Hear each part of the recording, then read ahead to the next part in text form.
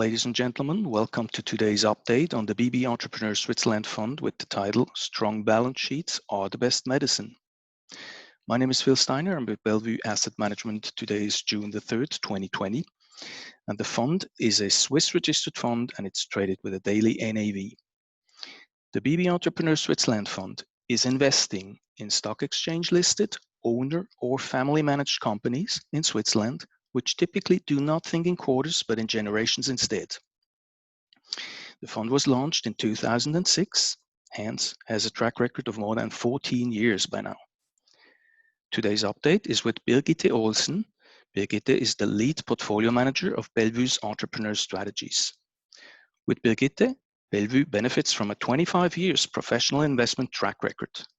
In a peer group comparison, according to Lipper, the BB Entrepreneur Switzerland Fund is not only since inception in 2006, but also over a shorter periods of time, like over 10 or 5 years, in its first quartile. Having said that, I'm excited to hear firsthand from Birgitte the latest updates on BB Entrepreneur Switzerland. Thank you, Phil, and a warm welcome from my side as well. So today I want to update you on the positioning and the performance of BB Entrepreneur Switzerland and remind you that our strategy, which you can see on page 2 in terms of the mix of target companies we have in there, is focusing on small and mid caps, since more than 50% of the exposure is in the category below 5 billion market cap, and is focusing on family-owned companies or entrepreneur for a large part of the fund, which guarantees you very solid balance sheets in these uncertain times. I want to update you on the performance of small and mid caps, since it's a very important driver of the performance or outperformance of the fund compared to the index SPI. You can see on this chart from 2006 to today that small and mid caps in Switzerland have always been able, over a larger period of times, to outbeat the SPI.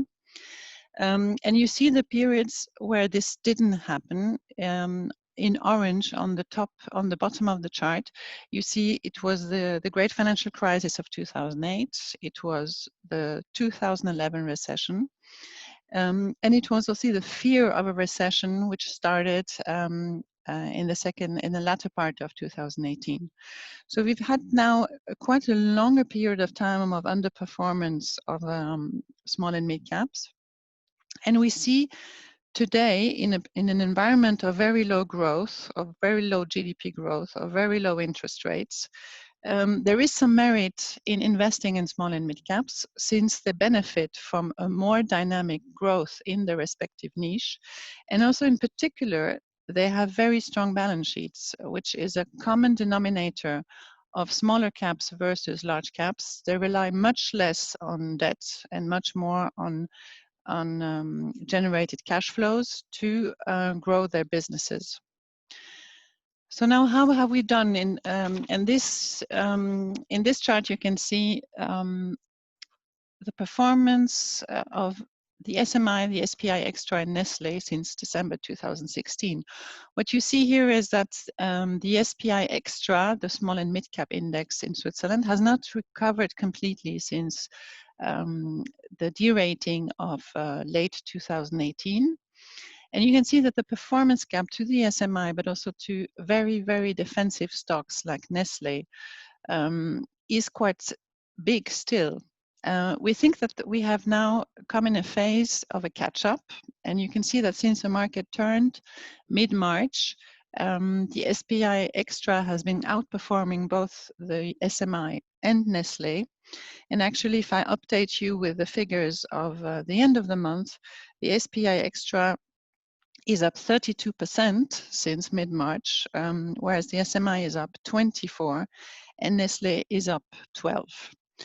So why have we seen this change of heart in the markets? The rebound was motivated by the very prompt and decisive actions by governments and central banks in terms of stimulus, which really put a floor to the valuation of equities.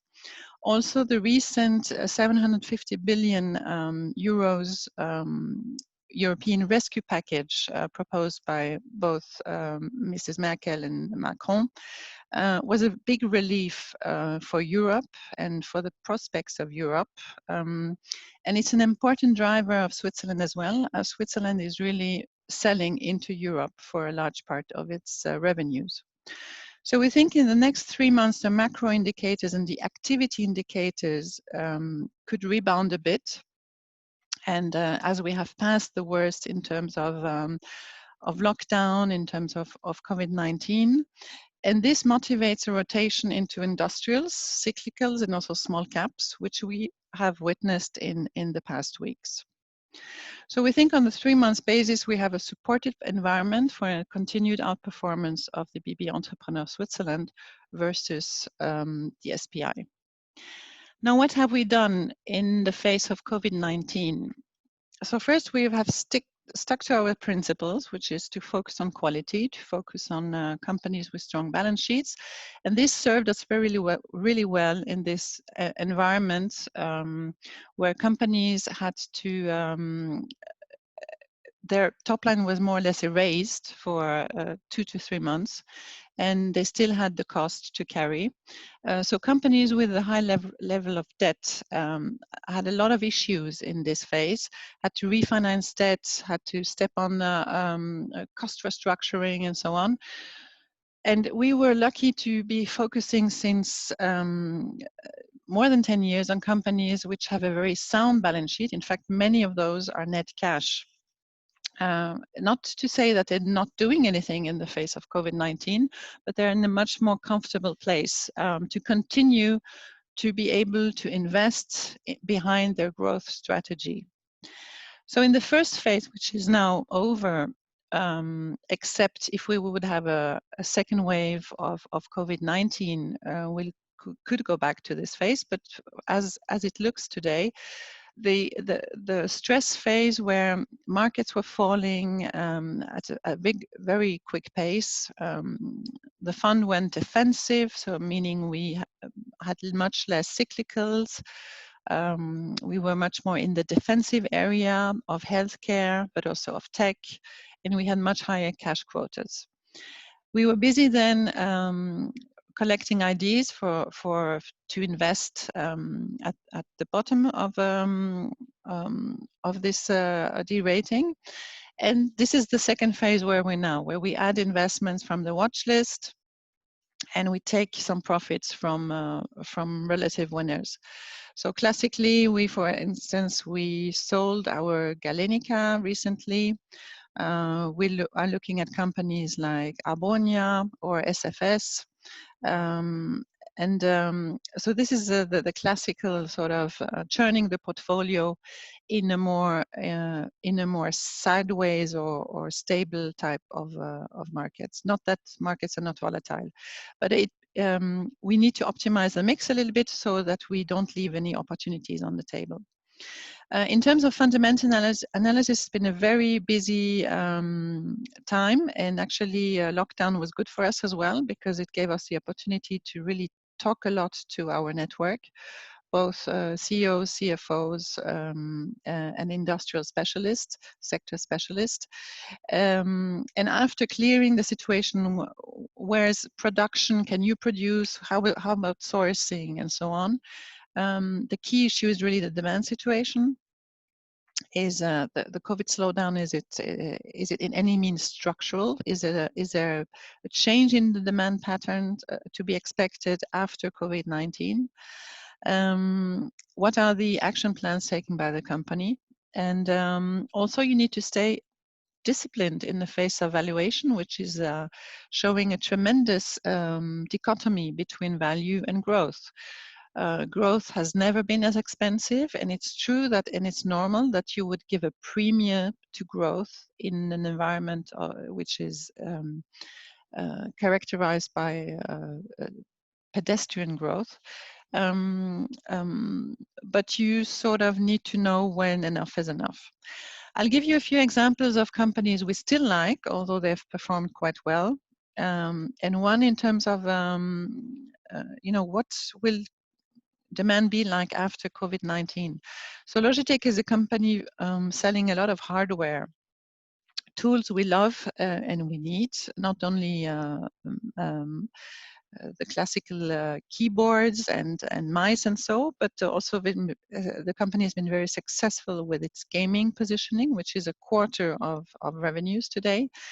And in Q1, you saw the huge demand boom for video collaboration, plus 60%, webcams, plus 32. Now we think after COVID, this is here to stay, because we are now moving into a phase where working from home will be much more normal and actually will be sought after by companies. It's also a way for them to save costs. And you will need cameras on your PC at home. You will have them on your in your working environment in the office, and so you have sort of a situation where you have multi tools in different locations. Logitech is a company that can grow, we think, at least 5% just with gaming and video conferencing, and the prospect for the next 3 years, we think, is an EPS growth of 15%, with a ROIC of 45, makes it a very cash generative company, and we think a P of 25, which would be a price target of more than 60, is more than justified for the company. A late addition to the fund is Software One. We need hardware, but we also need software. And Software One is a value-added reseller focusing on SMEs in more than 90 countries, and with a portfolio of more than 7,500 software publishers. So they'll provide SMEs with anything from SAP to Citrix and Zoom. And we think the company is in a situation where software top-line growth for the next 3 years is more or less expected by the industry to be around 9%. We think that with the growth of services, the company can manage double-digit growth. And we also think that consensus expectations are too low for 2020 and for the years to come. So while interviewing European peers like Bechley, Cancom, and so on, we came across this good investment opportunity in Switzerland as well. Zur Rose, a company we bought in January of this year, has been a great success since it's plus more than 80% year to date. We have a price target of 250. Then we think that e-commerce in the pharmacy and drug business is a real disruption. We do shop digital for food, for non-food, for music, for finance, and the penetration of online medicine will increase. It's below 2% in Germany. It's around 10% in Switzerland. And we think this will increase to the average of 15%, which is more or less the international average. Another company we like and have had in the portfolio for quite a while is Swissquote. We still think that they can provide strong double-digit EPS growth for the next 3 years based on the growth of net new monies and also with great economies of scale. With those examples, I will come to the performance of the fund compared to the benchmark. These figures are not updated per end of May. If they were, they would show an outperformance year to date of the fund of 72 bips. And we are happy to gain back gain back some performance. We had very good years between 2015 and 2017. 2018 was a big shock for the fund. We were not able to outperform the SPI and the Nestle's and the Novartis of this world in 2018. 2019 was then better, and we believe that we can show again in this year that the fund has its merits, and that diversifying into small and mid caps and entrepreneurs can help you outperform the SPI. Here you see the performance versus benchmark, and you see that the gap we were able to close the gap in the rebound of the index, also led by small and mid caps. And actually in May, we performed 6.3%, which is an outperformance of 340 bips. In terms of our Lipper and our peers, we have been in the first quartile for many years in a row. And the 3-year statistic is certainly tarnished by the 2018 performance, but we would expect to return to the historical performance for this year. Now, the Entrepreneur Switzerland strategy is a satellite strategy. We wanted to show in this chart that it's a very good complement to a core SMI or a core passive strategy. And indeed, if you mix BB Entrepreneur Switzerland with the SMI, you can greatly improve the risk return of your portfolio, which is shown here in the chart.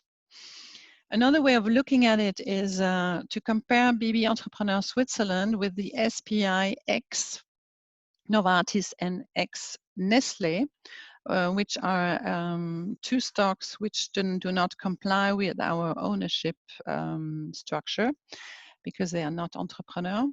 And if you compare this, you see that the Entrepreneur Switzerland was greatly able to outperform this somewhat modified SPI over the past 4 years.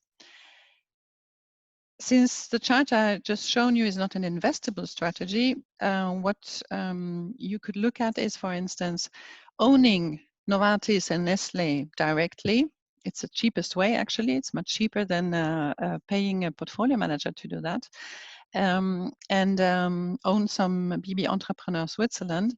And also with this combination, you would have been able to outperform the SPI by more or less 200 bips per year. So our top 10 as we speak are not really similar to this chart, because these are the top 10 per end of April.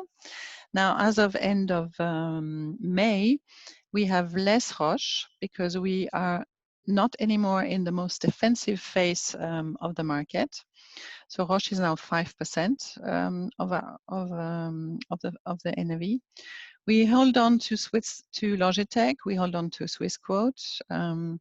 We have actually sold Straumann and reduced it in a big way, as we think that within the healthcare area, it's the least well positioned to benefit from a normalization, as teeth implants are actually quite cyclical by nature.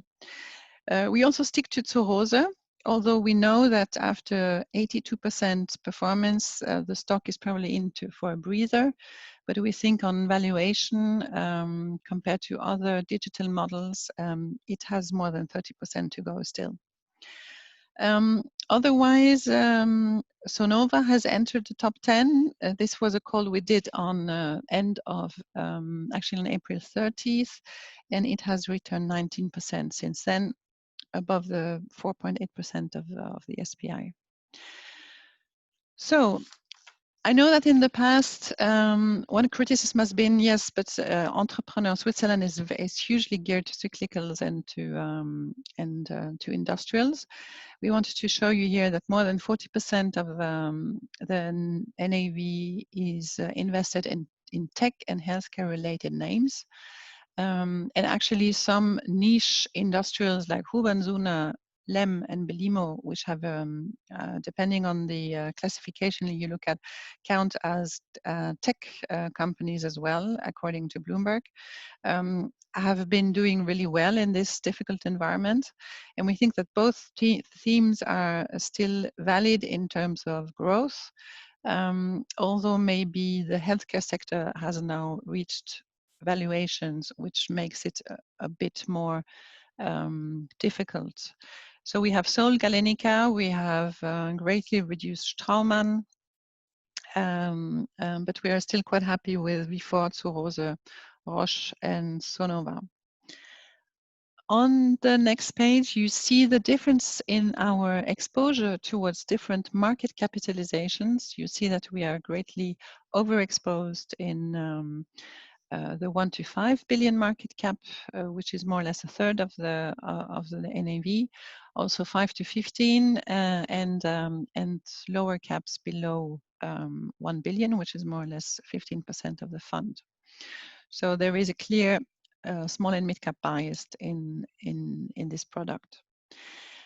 Coming back to the introductory comments, strong balance sheet, the best medicine. You see that net debt to EBITDA of the fund is negative, meaning that the average of the company we are invested in are net cash. And this is a great feature because it allows them to continue to invest behind their growth strategies, to continue to invest into innovation. And they're not disrupted by COVID-19, and certainly not as much as other European and Swiss companies with much more leverage, which are busy cutting costs, increasing equity, and talking to bankers. So we believe that this, the bias of quality small and mid cap is an attractive feature in this environment, and we hope to come back to you soon with more news on the performance and hopefully the outperformance of the fund. Take care and have a nice rest of the week. Ladies and gentlemen, thank you very much for your trust in Bellevue Asset Management. We appreciate your business. Should you have any follow-up questions or some feedback regarding this update, please do not hesitate to contact us. Take care, stay safe, and goodbye, your Bellevue team.